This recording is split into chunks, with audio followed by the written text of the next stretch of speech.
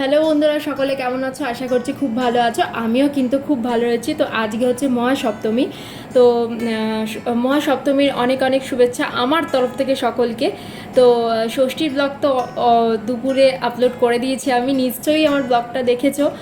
কেমন হয়েছে অবশ্যই কমেন্ট সেকশনে এসে জানিও, কারণ ব্লগটা খুবই ছোট হয়েছে।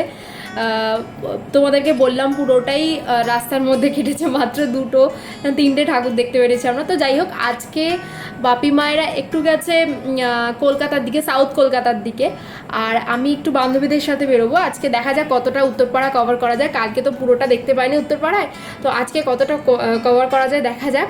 তো তোমরা ভিডিওটা স্কিপ না করে দেখতে থাকো। ভিডিওটি ভালো লাগলে অবশ্যই লাইক করে দিও, আর আমার চ্যানেলটি অবশ্যই সাবস্ক্রাইব করে দিও। তো এখন আমি আপাতত বেরোবো, বেরিয়ে মধুর বাড়ি যাব, ওখান থেকে আমরা সবাই মিলে একসাথে আবার বেরোবো।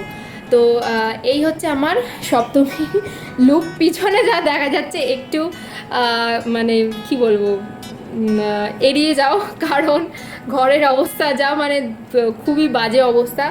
তো আমাকে কেমন লাগছে অবশ্যই কমেন্ট করে জানিও। আমি যদিও বা বলেছি এইবারে প্রত্যেকটা জামাই আমার সাদার উপর দিয়ে, খুব কম ডিপ কালারের ওপর দিয়ে গেছে। তো সাদা তো পরতে মোটামুটি সবারই ভালো লাগে। আর এটা একটু বুটিক স্টাইলের অ্যাকচুয়ালি, তোমাদের প্যান্টটা ঠিক ধুতি ধুতি টাইপের। তো ফার্স্ট টাইম পরছি, ভালোই লাগলো।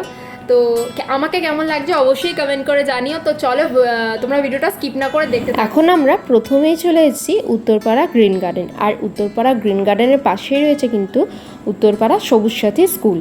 আর এই সবুজ সাথী স্কুলে কিন্তু অনেক ছোট্টবেলায় আমি পড়াশোনা করেছি। তো প্যান্ডেলের পাশ থেকে স্কুলটা দেখা যাচ্ছিল। ওই স্কুলটা দেখে বেশ ছোটোবেলার অনেক কথা আমার মনে পড়ে গেল। তো যাই হোক, আমরা মোটামুটি আস্তে আস্তে অনেকটাই দেরি হয়ে গিয়েছিল। প্রথমে ভেবেছিলাম একটু তাড়াতাড়ি সন্ধে বেরোবো, কিন্তু মেয়ে মানেই মেকআপ, ওই মেকআপ করতে গিয়ে সব লেটুস হয়ে গেছি, মানে আর কি লেট হয়ে গেছে। আর আমরা এই 3 মূর্তি বিগত 6 মাস পর একসাথে কোথাও বেরোলাম।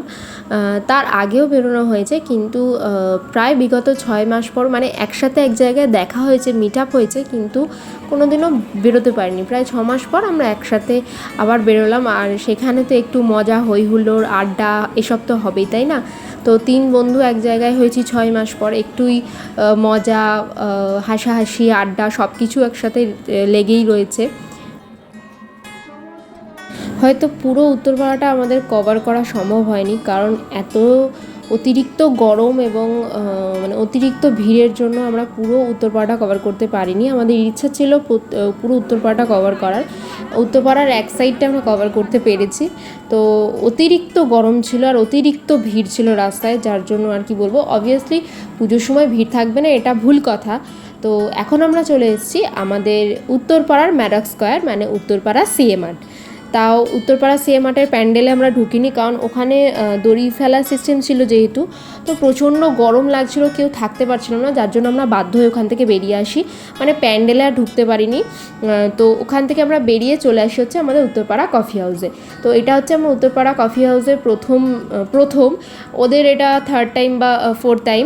তো একটু খাওয়া দাওয়া করে বাড়ি ফিরে এলাম। ভিডিওটি ভালো লাগলে অবশ্যই লাইক করে দিও, আর আমার চ্যানেলটি অবশ্যই সাবস্ক্রাইব করে দিও।